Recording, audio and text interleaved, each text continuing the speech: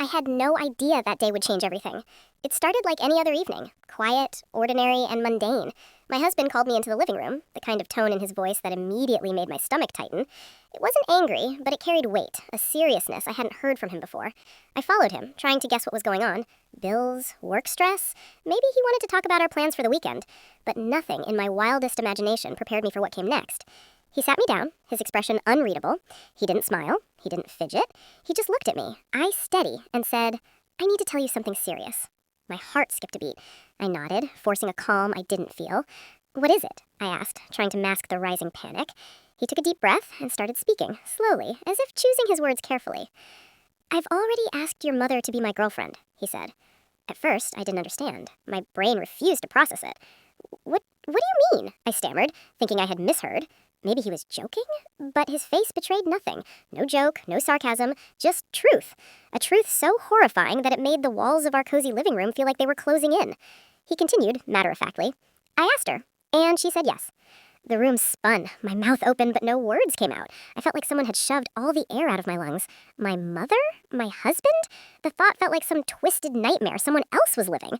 I wanted to laugh, cry, scream, and throw things all at once. My mind raced through a million questions, none of which had answers.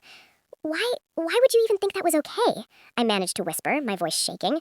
He looked at me, calm, like he was about to explain something logical that would somehow make all this make sense. But I could see it in his eyes. He wasn't going to apologize. He wasn't going to backtrack. He genuinely believed what he had done was okay. I don't know," he admitted, almost softly. "I thought maybe it could work. We never really connected in ways we should have, and I don't know, I felt something. I thought she felt something too." My mind refused to accept it. I wanted to shout, to storm out, to call someone, anyone, but I stayed seated, frozen. I couldn't believe the man I had trusted with my life, the man I had loved and built a home with, could betray me in such a personal, devastating way. And the fact that it involved my own mother? It was a betrayal layered so deep it cut in ways I didn't even know existed. He reached for my hand. I pulled away. "Don't touch me," I said, voice trembling. "How could you even think this was okay?" "I didn't mean to hurt you," he said, almost pleading. I thought maybe it wasn't so bad. I thought maybe it could make us happier. I never thought it would hurt you this much." "Hurt me?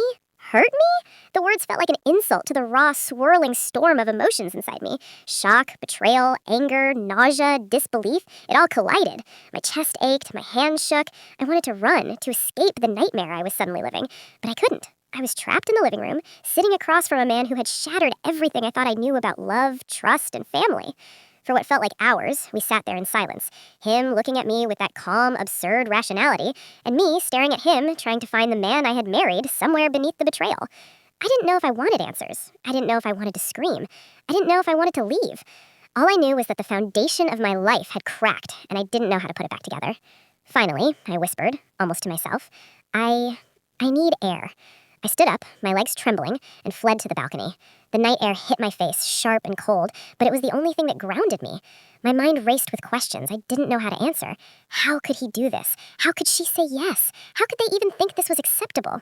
I stayed on that balcony for what felt like hours, staring at the city lights below, trying to make sense of a world that had suddenly gone completely insane. I loved him, or at least I thought I did, but now that love felt like a fragile lie. And my mother, the woman who raised me, who I trusted with everything, had apparently crossed a line I didn't even know existed. I didn't know what the next day would bring. I didn't know if I could face him again. I didn't know if our life would ever feel normal. All I knew was that the foundation of my life had cracked, and I didn't know how to put it back together. I woke up the next morning feeling like I hadn't slept at all. My body was exhausted, but my mind refused to rest. The words he had said the night before echoed endlessly. "I asked your mother to be my girlfriend, and she said yes." I kept replaying the moment in my head, wondering if I had imagined it, if somehow my memory had betrayed me. But no, it was real. Every detail, the calm in his voice, the way he looked at me like it was perfectly natural, haunted me. I stayed in bed longer than usual, staring at the ceiling. The apartment was quiet, but the silence felt heavy, suffocating. Every creak of the floorboards, every distant car horn reminded me of the chaos that had suddenly invaded my life. I thought about calling someone, anyone, but even the thought of speaking aloud made my throat tighten.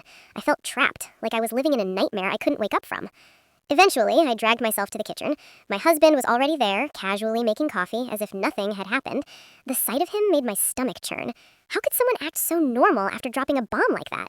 He looked up and smiled, a small, innocent smile that now felt alien to me. I forced myself to nod in response, my hands shaking slightly as I poured myself a cup of tea.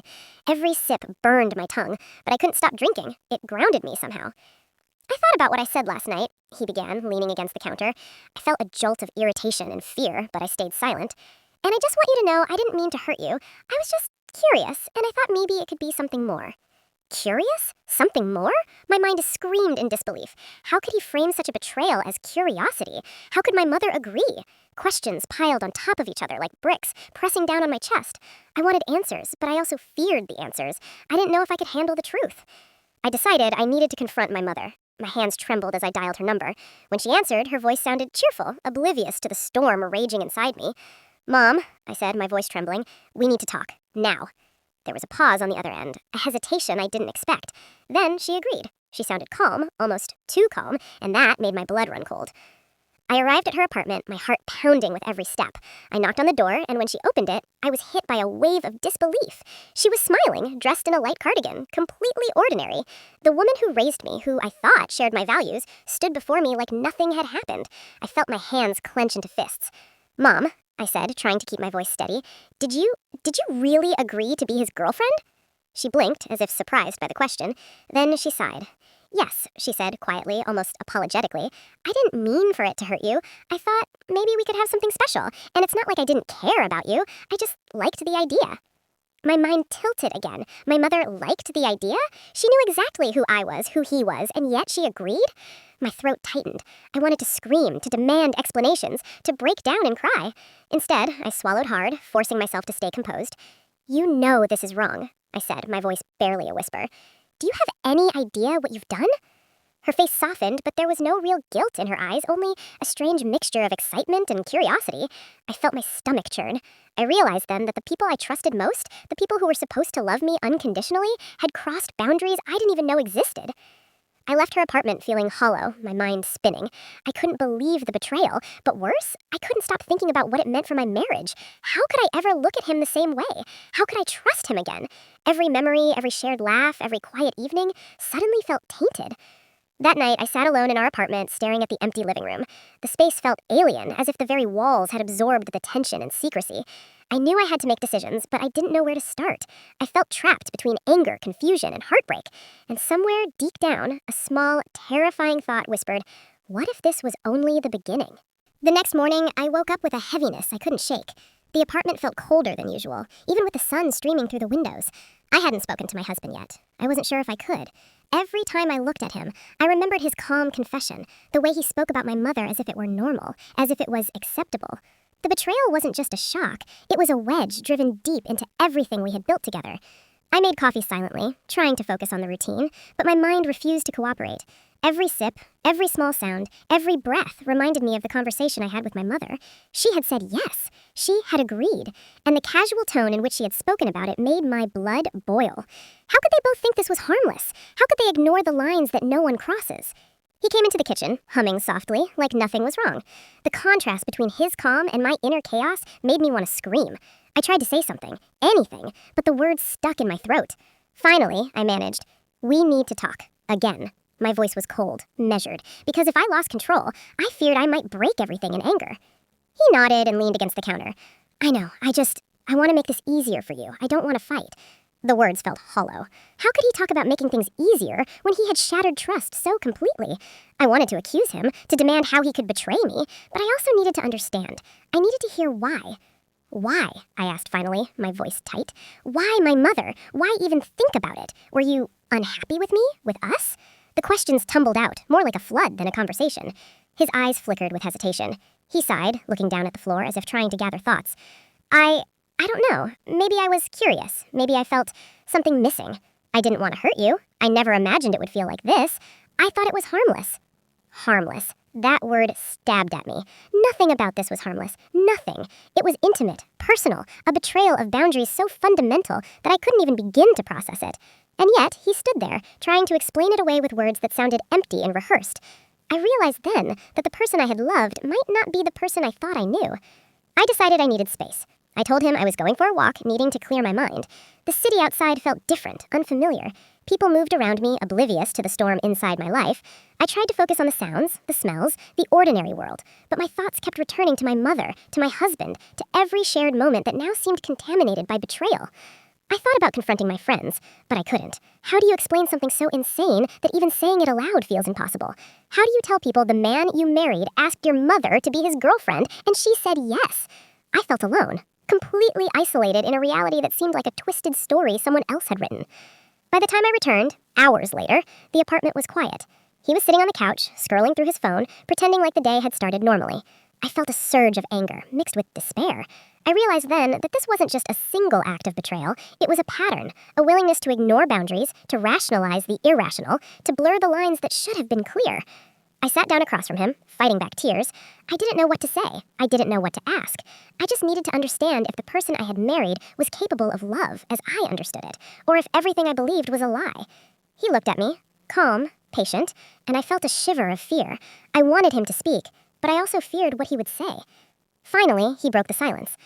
I don't want to lose you. I still love you. I made a mistake, and I'm trying to figure out what it means. The words felt like a lifeline thrown into a stormy sea, but I wasn't sure I could grab it. Could I ever trust him again? Could I ever forgive the unimaginable crossings of lines that had left me questioning everything? I didn't have the answers.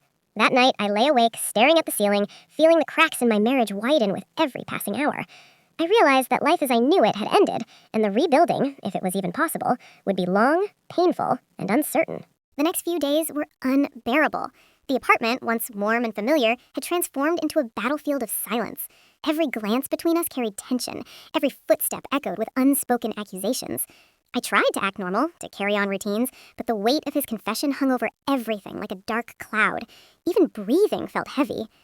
He approached me once, trying to break the silence. "Can we talk?" he asked softly, almost pleading. I shook my head. Talking felt impossible. Words seemed inadequate to express the betrayal, the confusion, the heartbreak. I wanted him to explain, to justify, to somehow make this right, but I didn't think he could. And even if he could I ever trust him again? I found myself replaying moments from the past, the small gestures of love, the quiet evenings, the laughter we had shared. Were they real, or had I imagined them? Had he been hiding this curiosity, this attraction toward my mother all along, weaving it beneath the surface of our life together? The thought made my chest tighten, my stomach churn. The line between love and manipulation blurred in ways I wasn't ready to understand. At night, sleep became impossible. I lay awake staring at the ceiling, my mind cycling through endless scenarios. I imagined confrontations. I imagined leaving. I imagined him choosing her over me. Each scenario felt equally unbearable. I realized that the betrayal wasn't just about a single act. It was about the fundamental shift in trust. The rules of our marriage, the boundaries I believed existed, had been shattered, and there was no easy way to rebuild them. I tried talking to a close friend, carefully navigating the words. He asked my mother to be his girlfriend, I said quietly, my voice barely above a whisper. Her gasp of disbelief mirrored my own. I don't know what to do, I admitted. Her advice was cautious, measured, leave, set boundaries, take time. But even as she spoke, I felt the weight of indecision.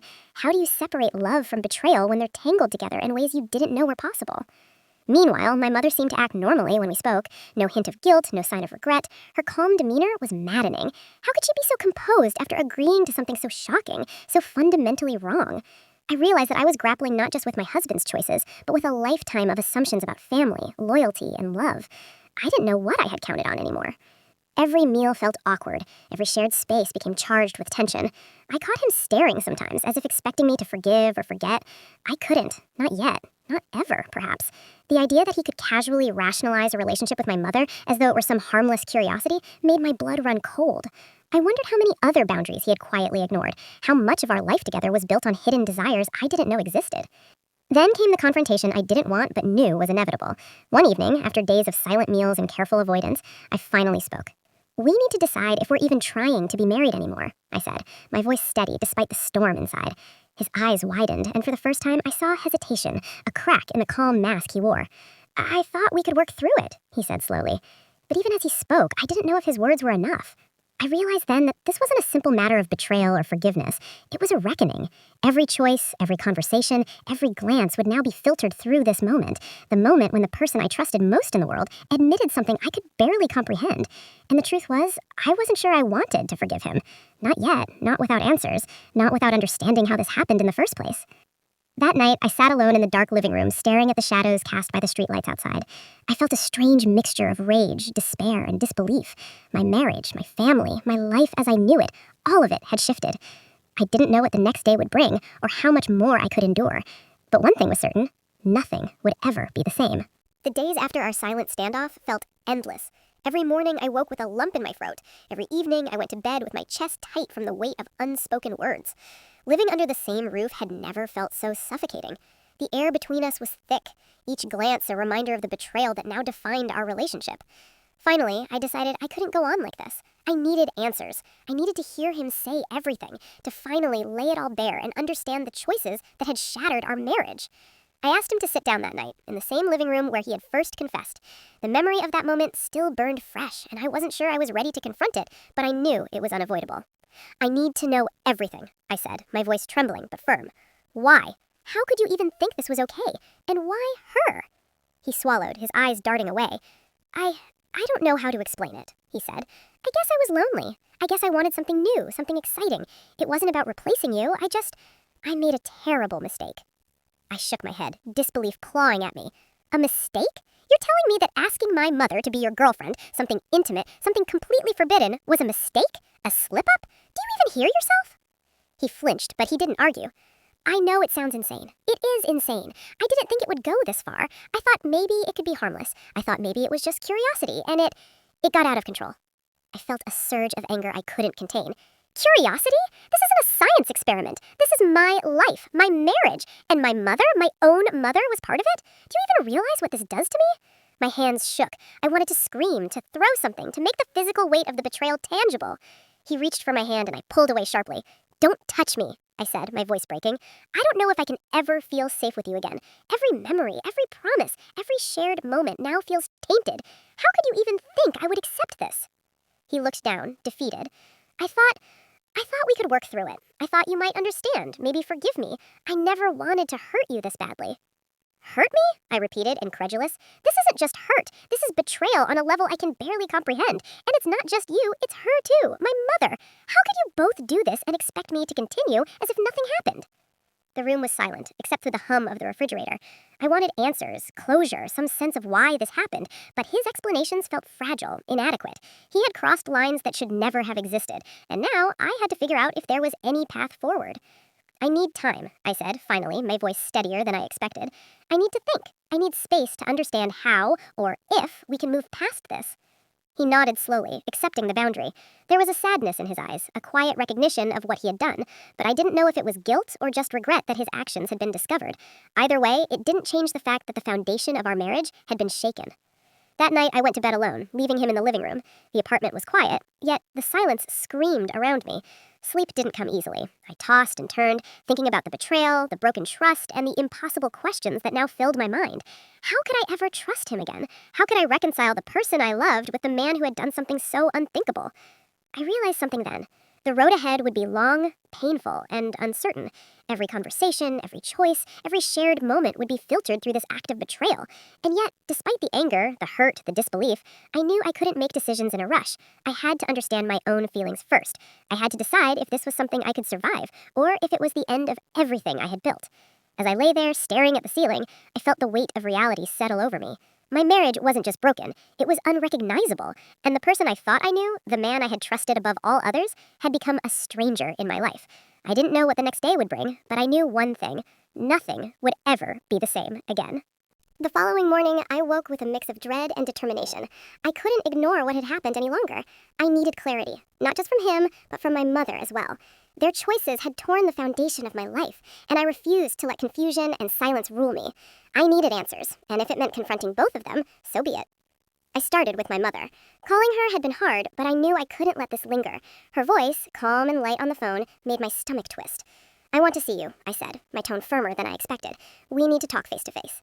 She agreed without hesitation, and I felt a mixture of relief and apprehension. Relief that I would finally get her words directly, apprehension at the confrontation I feared I would regret. When I arrived, she greeted me with the same serene smile she always wore, as if the world had not shifted beneath my feet. I wanted to scream. I wanted to shake her, but I forced myself to breathe and speak. "Mom, why? Why would you agree to this? Did you even think about me? About us?" She sighed, leaning back in her chair. I know it's hard to understand, she said softly. I never wanted to hurt you. There was something between us, something I couldn't ignore. I thought it could remain harmless, but maybe I misjudged. I felt my chest tighten. Harmless? You're telling me being his girlfriend is harmless? He's my husband. Do you have any idea how twisted this is? My hand shook as I gestured wildly. She didn't flinch, didn't argue. She just looked at me calmly, almost detached. The lack of remorse made my stomach churn. I realized then that this wasn't just curiosity or a lapse in judgment. This was a conscious choice, a crossing of boundaries I thought were unbreakable. I left her apartment with a mix of anger, disgust, and heartbreak. How could the people I trusted most, my husband, my mother, act as if nothing was wrong? Their calm, rational tones were infuriating because they implied they had not done anything unforgivable. And yet, I couldn't shake the feeling that my entire world had been upended. Returning home, I found my husband sitting in the living room, waiting. His calm demeanor made my blood boil. "We need to talk," I said sharply, my anger barely contained. He nodded, expecting some kind of rational conversation, but I had no patience for rationalizations anymore. "I confronted your mother," I began, my voice quivering with suppressed fury. "She doesn't see anything wrong with it. She doesn't feel guilty. She thinks it's harmless. How could you two even think this was acceptable?" He flinched, but didn't deny it. I thought maybe she felt something too. I thought it was mutual curiosity. I never imagined it would hurt you like this. "Mutual curiosity?" I repeated incredulously. "You're telling me that attraction to my mother is just curiosity? That it's okay because it's mutual?" My hand shook. "You've destroyed everything. How am I supposed to look at either of you the same way again?" His eye softened, but the words felt empty. "I never wanted to lose you. I love you. I made a mistake. I can't undo it, but I want to try to fix us." The thought of fixing us felt like a cruel joke. How could something so fundamental, so personal, be repaired with mere words? I realized then that trust, once broken in this way, could not be mended with explanations or apologies, not easily. And yet, part of me still longed for the man I married, the man who had loved me before curiosity and betrayal entered the picture. That night, I lay awake, staring at the ceiling. The apartment felt smaller, oppressive. I couldn't stop thinking about what they had done, about the boundaries they had ignored, about the choices that had turned my life upside down. I realized that moving forward would require difficult decisions. Maybe leaving, maybe cutting ties, maybe something I wasn't ready to imagine. But one thing was certain, nothing would ever be the same. The lines that defined love, family, and loyalty had been crossed. And now I understood that surviving this wouldn't just be about forgiving or forgetting. It would be about redefining my life entirely, about finding strength I didn't know I had. By the 7th day, the tension in the apartment had become unbearable. Every glance, every movement, every word felt like a minefield. I couldn't continue pretending that nothing had happened, and yet I also couldn't bear to talk anymore. But I knew I had to confront him fully, to get the truth, to see if any part of the man I loved remained beneath the betrayal. I found him in the living room, scrolling through his phone. He looked up as I entered, a calm smile on his face. That smile, which once made my heart flutter, now felt like a mockery. "We need to talk," I said, voice sharp, controlled, but simmering with anger. He nodded, setting his phone aside, as if this conversation were just another routine discussion. I felt a surge of disbelief. How could he act so normal when our lives had been shattered? "I need to know the full story," I said, sitting across from him. "Not just excuses, not just half-truths. I need to understand why you did this. Why my mother? Why even think this was okay?" My hands trembled slightly, but I refused to show weakness. He sighed, running a hand through his hair. I don't know how to explain it properly. I thought maybe it could be harmless, like curiosity, like an experiment. I didn't think it would hurt you this much. I thought maybe we could explore feelings in a controlled way." "Feelings?" I echoed, disbelief thick in my voice. "You're telling me this was about feelings? That you can have feelings for my mother, act on them, and it's just an experiment?" My voice rose, though I tried to contain it. "Do you even understand what this does to me? To us? You've crossed every boundary imaginable." He looked down, ashamed, yet his calm tone persisted. "I never wanted to hurt you. I love you. I thought I could manage it without causing damage." "Manage it?" I repeated, incredulous. "Do you hear yourself? This isn't managing anything. This is betrayal, deep, personal betrayal. And the fact that you even imagined it being acceptable, it's horrifying." I felt my chest tighten. My mind flashed back to every shared memory, every quiet night, every laugh, every intimate moment, and now each one seemed tainted. I realized that nothing would ever feel the same. The person I had trusted, the man I had built a life with, was now someone I barely recognized. "I confronted my mother," I said, my voice quieter now, but cold. "She doesn't feel guilty. She thinks it's harmless. She agreed. How could you both think this was okay? Did you even consider how it would affect me?" He hesitated, and I noticed a flicker of guilt, or perhaps fear, cross his face. I thought maybe she felt something too, that it could be mutual curiosity. I never imagined it would go this far, and I didn't anticipate how deeply it would hurt you. Mutual curiosity? I spat out, my hands clenching. This isn't some trivial curiosity. This is my life. This is my marriage. And she's my mother, the person I should be able to trust the most. How could you even think it would be okay? He looked down, silent, and for the first time I saw him truly unsettled. The calm mask cracked, just slightly, revealing a man who knew he had done something unforgivable. But it wasn't enough to make me feel safe, to make me feel loved. Not anymore. I don't know if I can ever forgive you, I said finally, my voice breaking. Not yet, not without understanding everything. Why, how, and if you even care about what this has done to me. He nodded, eyes fixed on the floor. I do care, more than I can explain. I'm trying to make it right. Trying. That word stung. It implied effort, but it also implied that nothing was fixed yet. And I realized then that repair wasn't guaranteed. Trust, once shattered, isn't easily restored. But I also knew that I needed to understand the full extent of his intentions before making any decisions. I needed answers, and I needed clarity. That night, I lay awake, the weight of his betrayal pressing down on me. My mind raced with endless questions, every memory tainted by doubt. I realized that the coming days wouldn't be about forgiveness yet. They would be about survival, about understanding who I was, who he was, and whether the life I thought I had could ever exist again. The following days felt like walking on shards of glass. Every glance, every word, every silence reminded me of the betrayal that had taken root in my life. I couldn't eat properly, couldn't sleep, couldn't focus. The apartment felt smaller, suffocating, as though it had absorbed the tension and despair. I realized I could no longer avoid confronting the final piece of the puzzle, the truth about what my mother and my husband had done behind my back. I called my closest friend, needing someone outside of this nightmare to hear the story in full. It's worse than you think, I said, my voice trembling. He asked my mother to be his girlfriend, and she agreed. They thought it was okay. Her gasp was exactly what I expected, but it did nothing to ease the turmoil inside me. The world I had trusted, the people I had loved, had conspired in ways I couldn't have imagined. Determined to confront my mother one last time, I drove to her apartment. Every red light, every passing pedestrian felt like an omen. My stomach twisted as I rehearsed what I was going to say. I needed answers. Clear, unequivocal answers. I couldn't leave without knowing exactly why she had done this, and how she could justify it to herself. She opened the door as if nothing had changed. Her calm, composed demeanor made my blood boil. "Mom," I said, stepping inside. "We need to talk. Really talk." She gestured for me to sit, smiling lightly, but the warmth I had once associated with her presence was gone. I felt the distance between us grow even wider, a chasm of betrayal I didn't think could be bridged. "Why?" I asked, voice firm, demanding truth. "Why would you agree to this? Did you even think about me? About your daughter? How could you betray me like this?" She sighed, leaning back, her hands folded in her lap. "I know it's hard to understand," she said softly. "I didn't intend to hurt you. I thought maybe it could be something special, something different. I felt drawn to him in ways I didn't expect, and I thought he felt the same. I never thought you would find out so quickly, or that it would hurt you this badly." Her calm explanation felt like a dagger twisting in my chest. She wasn't remorseful in the way I expected. She wasn't racked with guilt. She spoke of her attraction, her curiosity, and her feelings as though they mattered more than my trust or my pain. I felt like a stranger in my own life, surrounded by people who no longer followed the rules I believed were unbreakable. I left her apartment trembling, my mind spinning. The betrayal wasn't just a single act. It was a pattern of choices, a disregard for boundaries I assumed were sacred. My husband had acted impulsively, but my mother had consented knowingly. And now I had to decide if I could ever reconcile the people I loved with the reality of what they had done. At home, I found my husband waiting, his eyes flickering as I entered.